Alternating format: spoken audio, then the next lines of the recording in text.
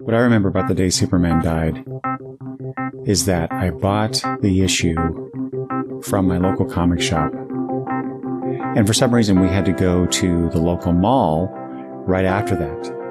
And so when we got there, I stayed in the car because I needed to read this issue immediately. And so my family went inside to do the shopping that we were there for. And I stayed in there and I picked up the polybagged issue. And I just kind of looked at it for a second, wondering if I should even open it because, it's polybagged. I thought I should have bought another one and kept that. This was the 90s, so that's what you did. You bought multiple issues, right? But anyway, but I didn't do that, of course. I only bought this one issue. And like I said, I hesitated, but I opened it and I pulled the issue out, and there was this black armband as well that came with it. And I put that aside and I pulled the issue out of the polybag. And I looked at the cover, and it was unlike anything I've ever seen before. It's the S shield, and it says below that, "Here lies Earth's greatest hero." It's a tombstone for Superman. And then I start reading the issue, and I've never seen a comic book produced this way before. It's all splash pages. And you see these two titans fighting each other for their very lives. And you see the reaction of Lois and Jimmy and other people that know Superman, know Clark Kent. You see the Kents at their home watching this on television. And that's probably the thing that struck me the most, is how the death of Superman impacted these characters, impacted his family, his friends. And even though I have an issue with the way that the story was told, with the narrator providing most of the words for the issue, and it was still a very impactful issue for me, seeing my favorite superhero fall like that. Even though, we all knew he wasn't going to stay dead, but still, within the story, it was amazing to see it told in that way, I guess. Anyway, that's what I remember.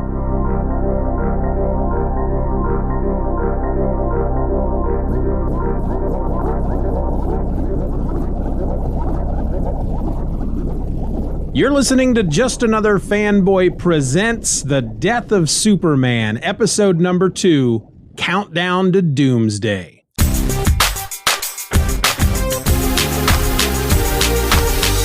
Hello and welcome to Just Another Fanboy Presents The Death of Superman. I'm your host.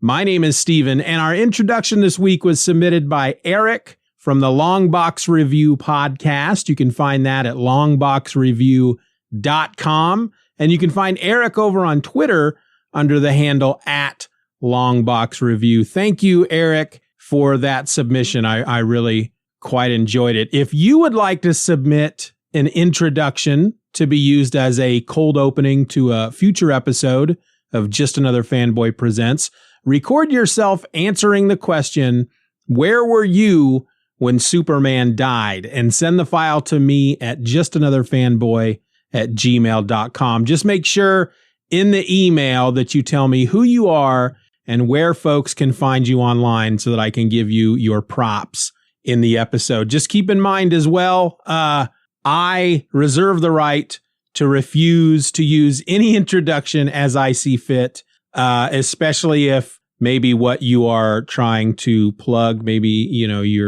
you're wanting me to shout out your podcast, and you do a podcast that is just full of hate speech. I'm not going to give you any time on my show. I'm not going to promote that. So that's how that's going to be. For more information, look for the Where Were You When Superman Died episode right here on this feed. All right, so today we're looking at 2 books from the Death of Superman event that were released this week, 30 years ago. They are Justice League America number 69 and Superman number 74. And we're going to start off with the Justice League issue because that's the one that you should have read first. So Justice League America, number 69, published by DC Comics. It has a cover date of December 1992, though it hit stands on October 20th, 1992. It had a cover price of $1.25. The title for the issue is Down for the Count. It was written and penciled by Dan Jurgens.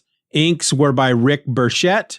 The letterer was Willie Schubert, and the colorist was Gene D'Angelo. Now, I thought it would be easier moving forward as long as the information is out there for me to grab over on the DCFandom.com website. I thought it would be easier if I just read through the synopsis that's out there on that website and then gave you my thoughts on the issue. That way I'm not spending a lot of time or more time than necessary talking about every little detail that happened in the issue, because that's not what kind of episode, that's not the type of podcast we're trying to do here. All right, so the Justice League International responds to a call from a smashed big rig outside of Bucyrus, Ohio, and follows the trail of senseless destruction left by the beast responsible. Once the mysterious creature sights Blue Beetle's bug, it throws a tree trunk through it, forcing the JLI to land and engage the beast in battle.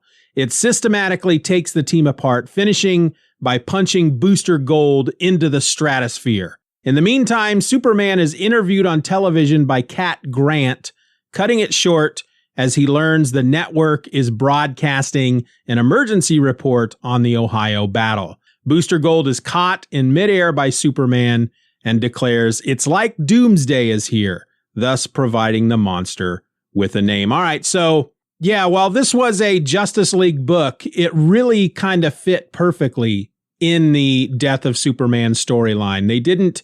This wasn't like a, if you read a lot of event books, a lot of time what they're going to do is you'll have the main title that you can read through and get the story from the event.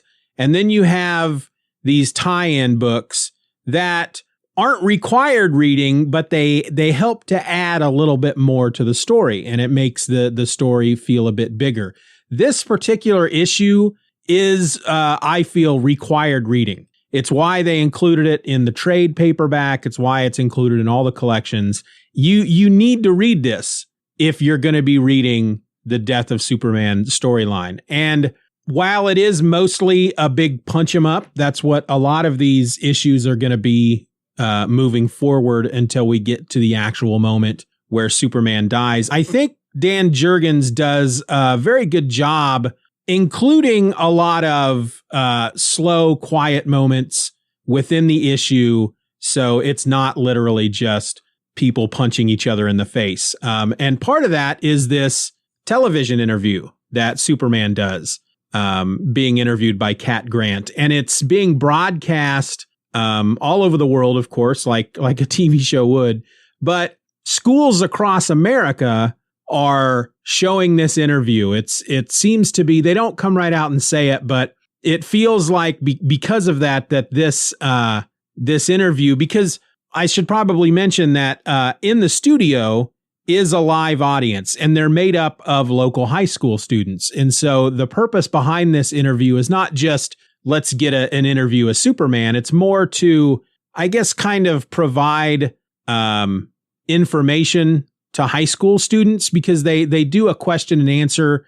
I mean, Cat Grant has an interview period with Superman, but the bulk of it is a question and answer with the students in the audience there that are in the studio. And Superman, I hate to say this, but Superman really kind of comes across as kind of a boring, goody-goody type of guy. And that's who he is. But there are certain moments throughout the interview where, like, for example, one of the kids asks Superman, "Yeah, I was kind of wondering about fire. Does she score as high on the babometer as it seems?" And Superman's response is, "Fire is good at her job and a terrific person. Next question." And the way the issue is formatted is each page has a panel at the top, one wide panel that features the interview and the question and answers. It features the interview with Superman and the students.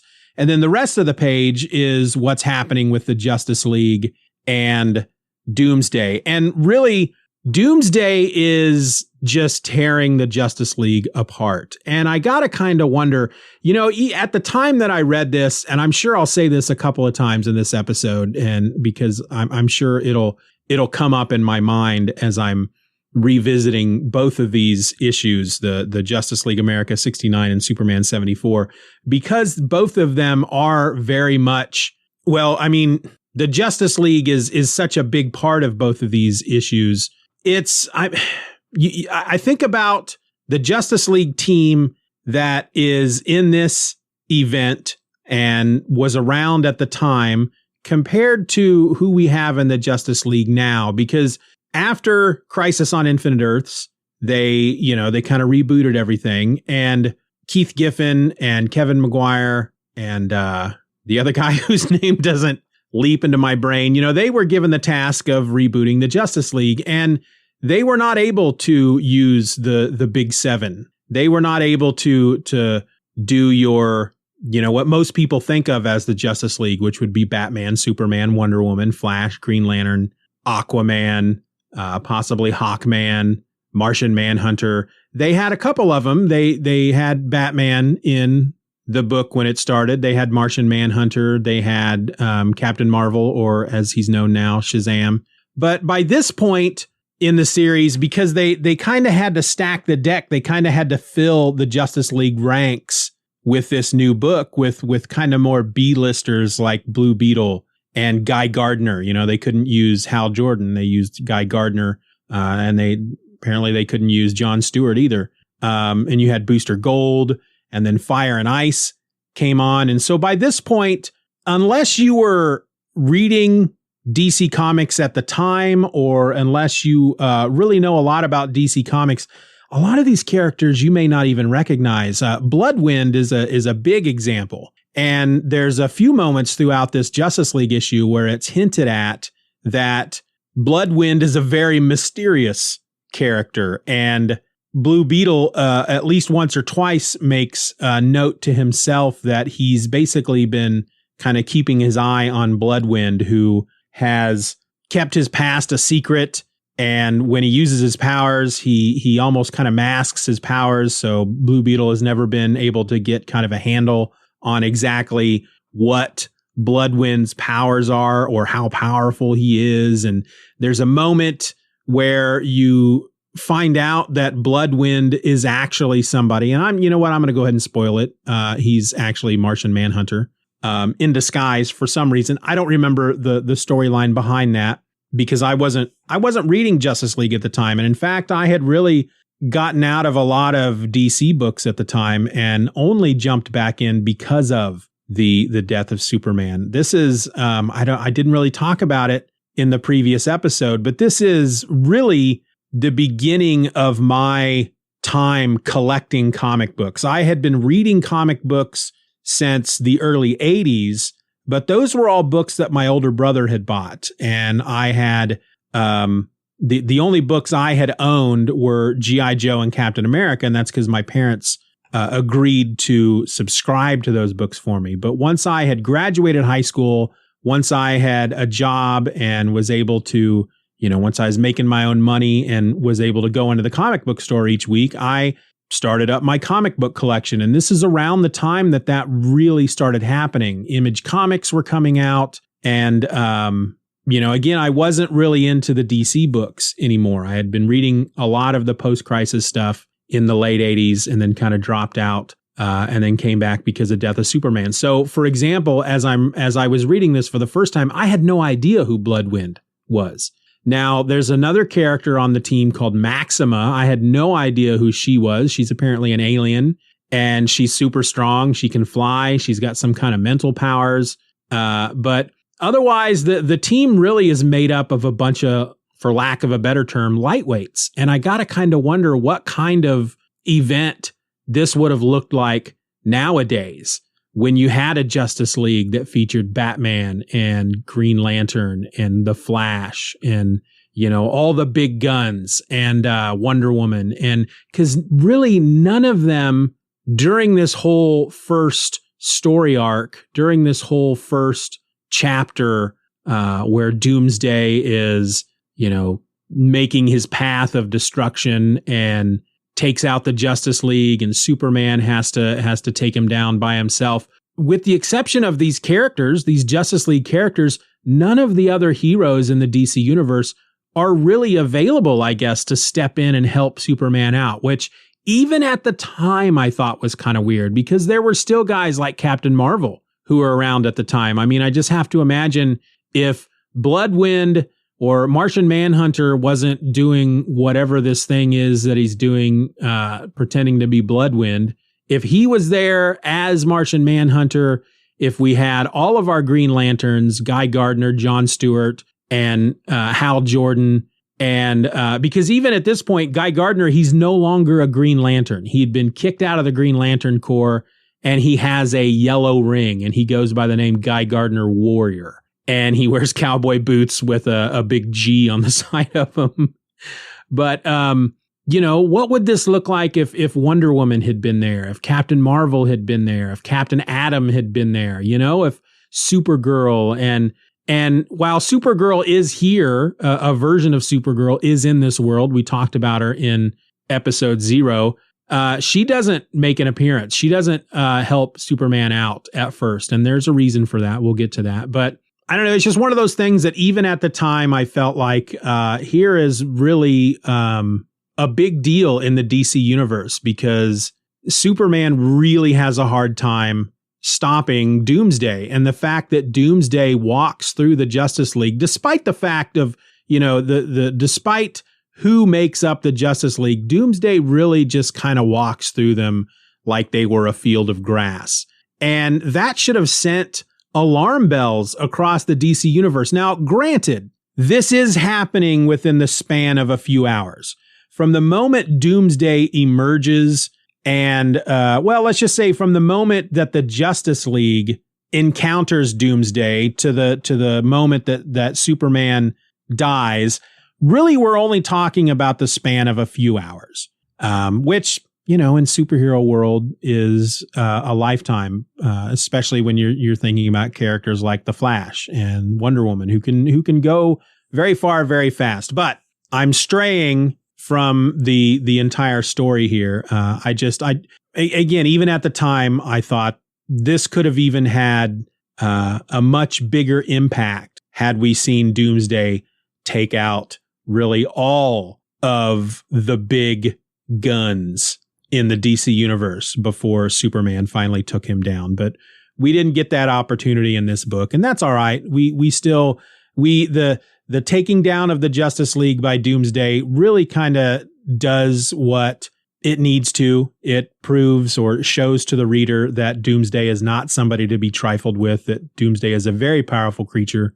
But there are moments, and since we're just talking about this Justice League book, there are moments that, for example, Doomsday starts fighting Blue Beetle. Now, Blue Beetle is just a regular guy. He does not have any superpowers. He doesn't have augmented strength because of the suit that he wears. He's literally just a regular dude who is, you could say he's at the peak physical performance for a guy his age or whatever. And he's a really good fighter. But we watched Doomsday basically beat Guy Gardner to a pulp. And Guy Gardner has the protection of his yellow lantern ring, which works somewhat similarly to the Green Lantern ring, which is going to protect him. It's as there's a moment here because, of course, Guy Gardner being who he is, he's the first one to take the fight to Doomsday. He flies ahead of everybody thinking that he's just going to take this dude out all by himself because that's who Guy Gardner is. And Doomsday just beats the crap out of him. I mean, beats him to the point that Guy Gardner's face is so puffy and swollen that there's a moment that he can't see. His eyes are swollen shut. He cannot see. And this is while he has this protection of this ring providing a force field around him, which is very powerful, a very powerful force field. So if Doomsday is able to do that to him, and then we get these panels where Doomsday picks up Blue Beetle by his throat, slams his face into an oil, they're at an oil refinery. So there's these big oil tanks. And he slams his face into an oil tank, slams his head into the ground, into a pipe on the ground, slams his head again into the oil tank. I mean, the Blue Beetle at that point, the first hit should have killed him, really. As powerful as Doomsday is, the first time he smashed his face into that oil tanker, that should have killed the Blue Beetle. But Doomsday is still able to really, again, smash his face, smash his head into a number of objects. And while it does take Blue Beetle out of commission, I mean, he slips into a coma, I'm assuming. I don't remember. They don't really talk about it in the issue. We just know that he's unconscious and he's not moving. And Ice thinks that he might be dead, or at least he's dying. But the fact that didn't kill Blue Beetle, I feel like I'm angry. It's like I'm coming across as angry. That should have killed him. I mean, I love Blue Beetle. Ted Kord Blue Beetle is one of my favorites, and I'm glad he didn't die. I mean, they just kept him around to kill him later, but still, not in this event. But I felt that was just kind of a weird thing for them to do.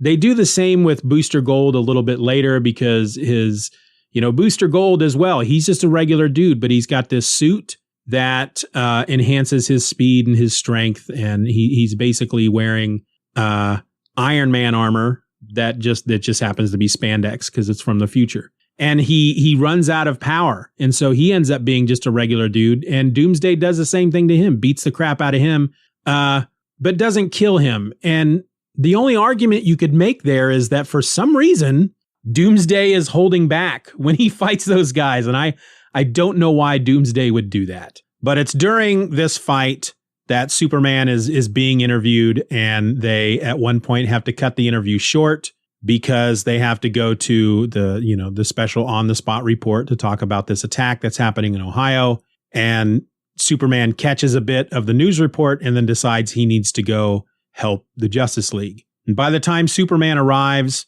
Booster Gold has learned that Ted Kord is practically dead. If you're not aware, Booster and Blue Beetle are just the best of friends. They have been since practically just not long after this Justice League book began, and they've remained friends to this day. They have their own book called Blue and Gold that's currently being written by Dan Jurgens. And Booster, seeing the state that his best friend is in, attacks Doomsday in a rage, and again, he gets his butt handed to him as well. And Doomsday hits him so hard that, he goes flying into the stratosphere, where he is caught by Superman, who basically is like, tell me what's going on. And Booster tells him that it's like Doomsday has arrived, or it's like Doomsday is here. And that's how that issue ends. And I should also mention that this entire fight, throughout the entire issue, that Doomsday is just, again, wading through the Justice League as if he is walking through a field of grass. He still has one hand tied behind his back. He's doing all this with one hand. He is, in essence, being held back by that one disability, the fact that he's only able to use one hand. This was a really good issue. We only got a bit of Doomsday in Man of Steel issue number 18, which started this whole affair. And so jumping into this Justice League title, it really is firing on all cylinders at this point. There's no mistake. There's no doubt at this point that Doomsday is a force to be reckoned with. And as a reader, when Superman finally arrives, you get this sense of relief almost that finally someone's here that can stop this creature. Because the Justice League, if the Justice League had to continue by themselves, they would be dead, plain and simple. The art is Dan Jurgens. I am really, Dan Jurgens is one of these artists that he has, you can almost see certain influences from other artists in his work. There are moments where you can see John Byrne coming through.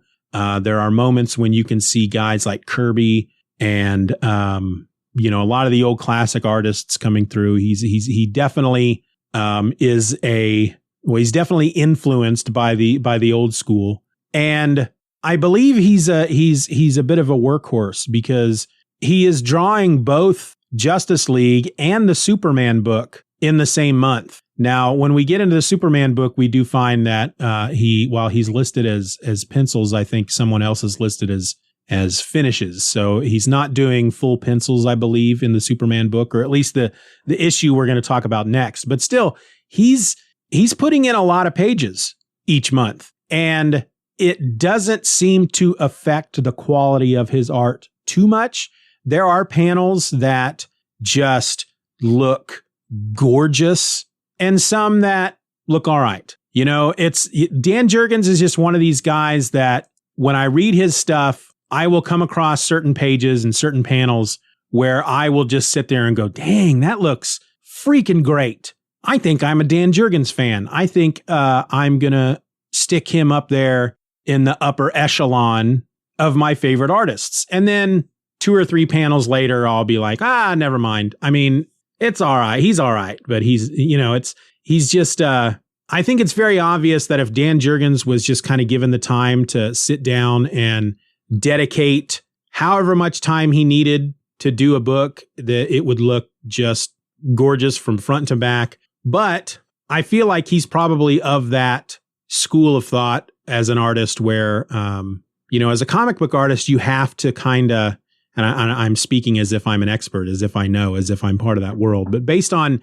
interviews and stuff I've read, it's like you have to know when to walk away. I think for many artists, if given the time, they will really just keep going back to certain panels and certain pages and keep adding this or that to make it look even better. But a professional artist who knows that they are on a timetable and a schedule, they just kind of know this is what I need to do for this page, and it's time to move on to the next page. But Justice League America 69, the second issue into the Death of Superman event, and very much establishing the threat level of Doomsday. And I can't really stress this enough. I mean, when you get to that last page and you see that Superman has arrived, as a reader, you just feel this sense of relief. Like everything's going to be okay now. Even though they were not making it a secret that this was going to lead to Superman dying. That was the whole point of this story. Everybody knew it was going to happen, but you see that Superman's there, that the Justice League are probably about to die, and Superman arrives, and you feel relieved. All right, so let's move on to the second issue that landed this week 30 years ago. Superman issue 74. I'll say this one last time, published by DC Comics. I don't think I need to say that throughout the rest of this series. It's got a cover date of December of 92 and an on-sale date of October 20th, 92, just like Justice League America 69. Cover price of $1.25, and the title of this issue is Countdown to Doomsday. Writer and penciler, Dan Jurgens. Inker, Brett Breeding, or in the issue, they actually list him as finishes, which when I see that, when they list an inker as doing the finishes, then I feel like what they're saying is that the penciler, who in this case, Dan Jurgens, didn't do full pencils, kind of laid everything out, and then Brett Breeding came in and finished it all up. Letters on this book was John Costanza and the colorist Glenn Whitmore. And again, I'm just going to read you the summary from DCFandom.com. Justice League members Ice and Maxima look at the fallen Blue Beetle, with Ice saying that Blue Beetle needs medical treatment, and Maxima saying their top priority is to stop the creature. Ice offers to go after the monster herself, which Maxima refuses to let her do until she remembers Ice aiding her in her struggles against Starbreaker, and so she takes Blue Beetle to receive his medical care while Ice goes after the monster. At the same time, high school student Mitch comes home to find that there's no soda in the refrigerator and that his mother was too busy taking care of his baby sister to even have time to get any groceries. Mitch becomes so upset, blaming his mother for being the reason his father left her, that he prepares to go over to his friend's house when Justice League member Ice crashes right into their kitchen. Mitch goes outside and finds the green-suited monster the Justice League was contending with earlier, now trashing their car. Superman and Booster Gold also show up, and while Superman is able to take a powerful fist blow to the midsection by the monster now called Doomsday, a sudden, unexpected kick in the gut propels him through the house, causing it to collapse. Doomsday now trudges his way into the house and is ready to kill Mitch's mother and her baby daughter, but Superman stops him, telling the mother to get out of the house. Soon other Justice League members, Bloodwind, Fire, and Guy Gardner with a puffed-up face join the action, and the 5 heroes strike Doomsday with energy blasts until all but Superman and Bloodwind run out of power. However, the energy blasts do nothing but cause Doomsday's bands around his other arm to break, thus enabling him to cause damage with both fists.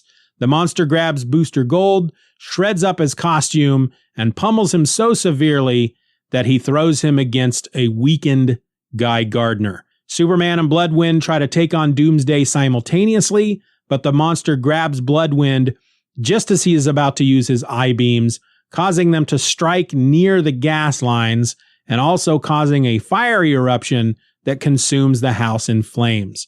With his mother and baby sister trapped inside and the Justice League members fallen, Mitch cries out for Superman to help. But Superman is chasing after Doomsday and he must decide what to do. Either go after the monster and risk the lives of Mitch's family and his own allies, or let the monster go and rescue them and risk the lives of many more people. All right, so with Superman number 74, the story then escalates up to the next notch. I mean, we now have Superman in here in the battle, and we have a great moment where the first physical contact between Doomsday and Superman is Doomsday punching Superman in the chest, the stomach area, his midsection. And up to this point, every single thing that we have seen Doomsday punch, be it a tree, a car, a semi-truck, Booster Gold, Guy Gardner, Bloodwind, everything that he punches is either destroyed or is knocked through walls. You know, his punches are very powerful. It's very obvious that he is super powerful, I guess what I'm trying to say. And but when he punches Superman, his first punch to Superman, and Superman just stands there and takes it. And it was a pretty awesome panel. It's that moment as a reader that you almost want to cheer out loud, because the issue opens. I mean, the first page of this issue is a splash page showing Blue Beetle bent over backwards, very unnaturally. He's unconscious. He's bent over backwards, a bunch of rubble. His costume is in shreds. He's bleeding. He's bruised, and he frankly, he looks dead. Ice, of course, points out that he's not dead. He's dying, but he needs medical care immediately. And Maxima is really the only one that can get him to a hospital fast enough. And really, they kind of pull the camera out in the next page, and you see that Guy Gardner, Bloodwind, Fire, they're all laying there unconscious. It's just Ice and Maxima. And if Beetle is to survive, Maxima needs to be the one to take him to a hospital. But she whatever planet she's from, she's a warrior, she's a soldier, and you know, she's basically like a friggin' Klingon, you know, that we don't walk away from battle, and I'm not gonna run. But you know, Ice convinces her that she needs to be the one to take Blue Beetle into the hospital, and Ice will do what she can to slow Doomsday down. Now, most of this issue, as the summary said, takes place in and around this house in this, I guess we're still in Ohio, suburban Ohio. And we got this teenager by the name of Mitch who nobody likes. He is a real freaking jerk. And I don't know if Dan Jurgens just doesn't really understand what teen angst really is, or if he's really trying hard to go over the top with this Mitch guy, because he's got long hair and he's wearing a baseball cap backwards and he's got a t-shirt on that says death metal and he's got a skateboard and he's chewing bubble gum. And yeah, he's a real jerk to his mom because he didn't have any soda in the house. Dad has soda for him all the time at his apartment. And, you know, his mom is just she's a single mom. And I get that as a teenager, Mitch may not understand that. But man, this dude is just 100% jerk. And I know, having read this series already a couple of times over the last 30 years, that Mitch, this is not the only issue that he's in. He does have somewhat of an arc where he comes around and he ends up being the good son and helping out his family. But man, at this point, he is just an A freaking hole. The scene where Ice comes crashing through the window, the summary, whoever wrote that summary doesn't do it justice, because it doesn't point out that she's not crashing through the window of her own volition. She looks like she's unconscious. She has been punched or thrown through the window of this house, and Doomsday is outside, ready to come in and start tearing everybody up. And that's when Superman finally arrives. And yeah, he takes that punch from Doomsday, and you're like, yes, here we go. It's time to throw down.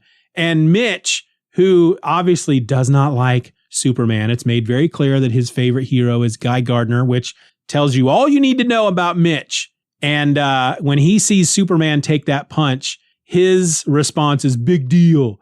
The spud was too slow and stupid to duck. And so, yeah, nobody likes you, Mitch. Shut up. But it's not, it's really just within 2 panels later that Doomsday kicks Superman in the stomach, and that takes him down. I mean, it launches Superman literally through Mitch's house and destroys the house. And then we get, basically we get this battle that's not only trying to stop Doomsday, but trying to save this family, because this mother and her teenage son and her baby daughter are right there in the middle of it. And so Superman at this point, he can't just let loose. He's got innocent people around that he has to think of as he's trying to stop Doomsday.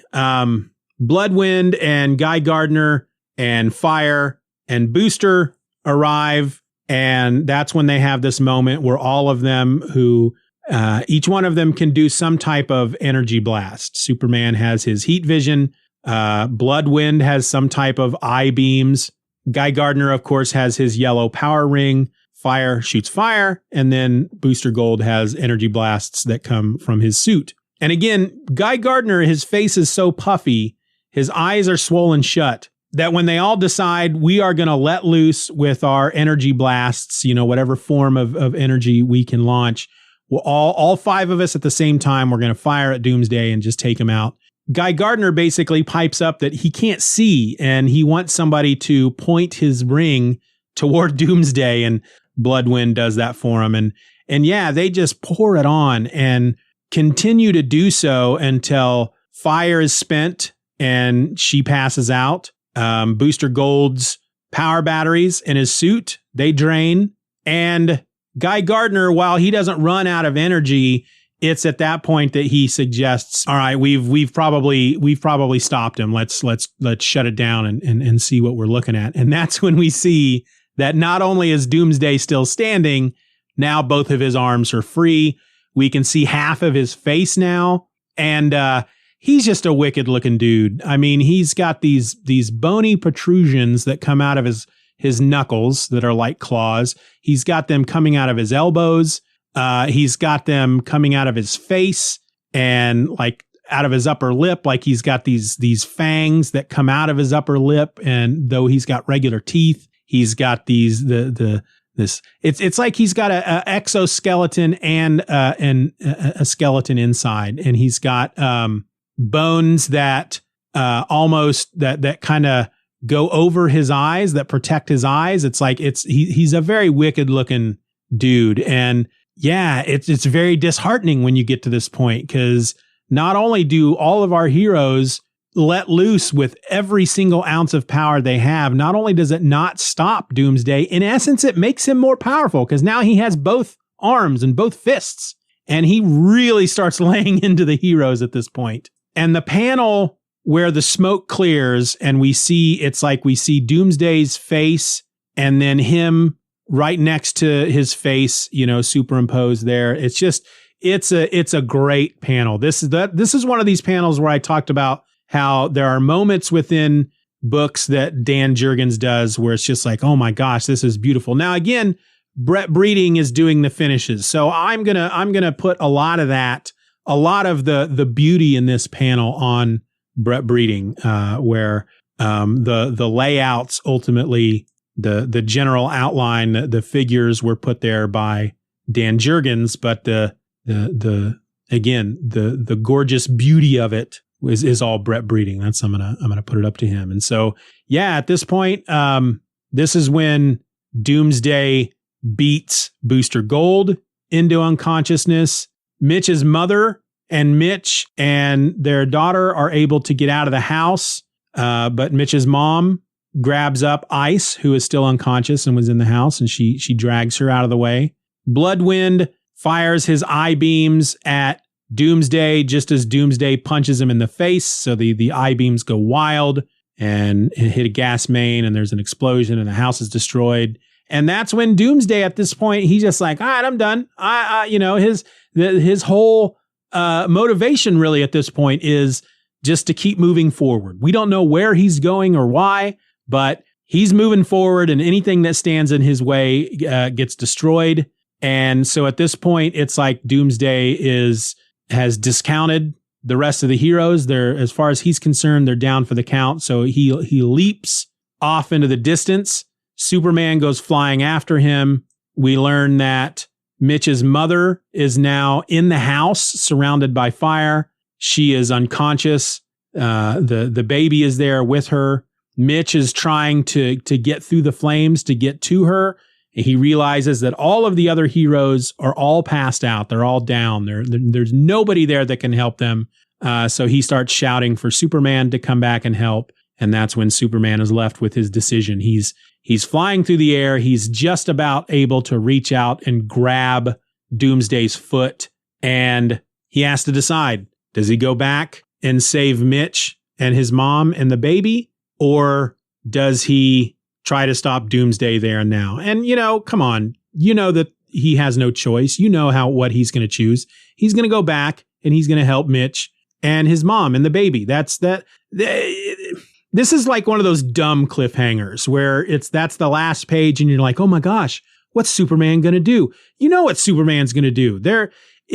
If we had gone on to the next issue, which we're not in this episode, we're going to do that next week, which is The Adventures of Superman 497. But if we had opened up that issue and found out that Superman left Mitch and his mom and the baby and the rest of the heroes there to die, I don't think I would have continued on with this story, because that's not who Superman is. We all know he's going back. But yeah, this was a great week in the event that is the death of Superman.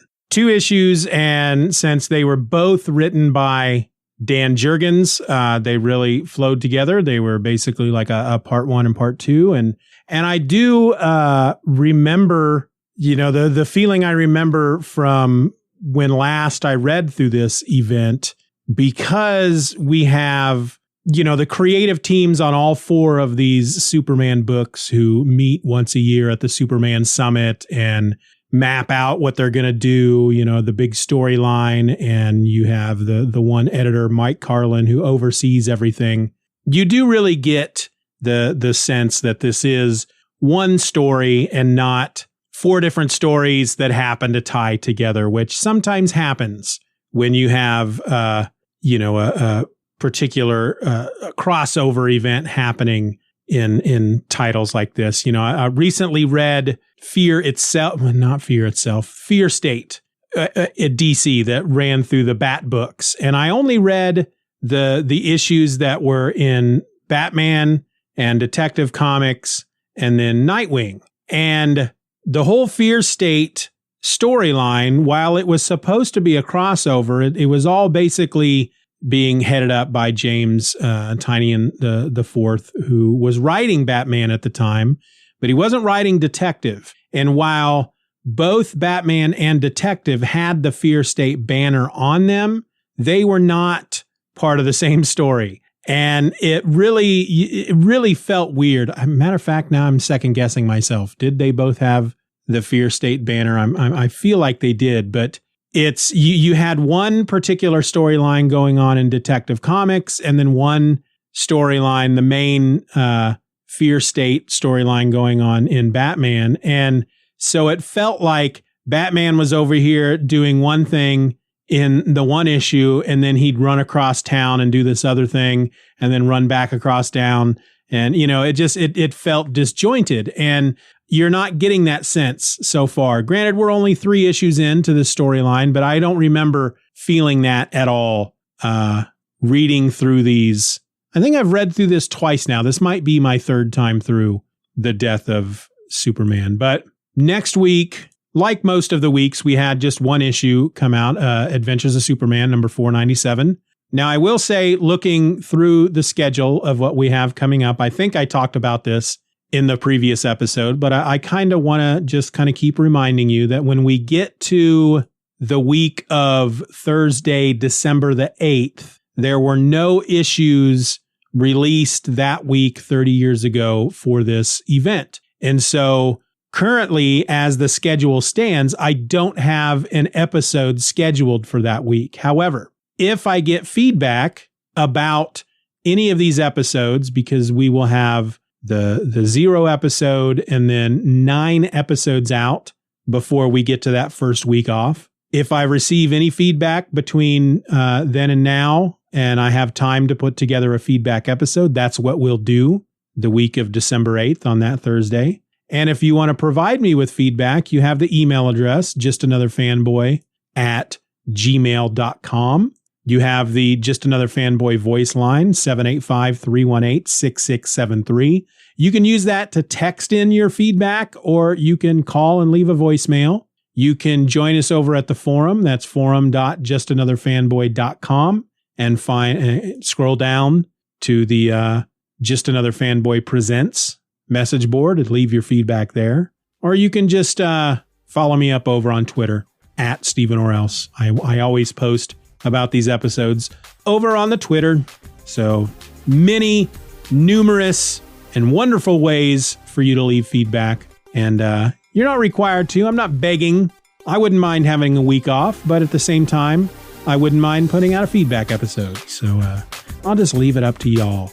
But next week, again, Adventures of Superman 497. So until then, folks, I'm going to say goodbye now. Goodbye now.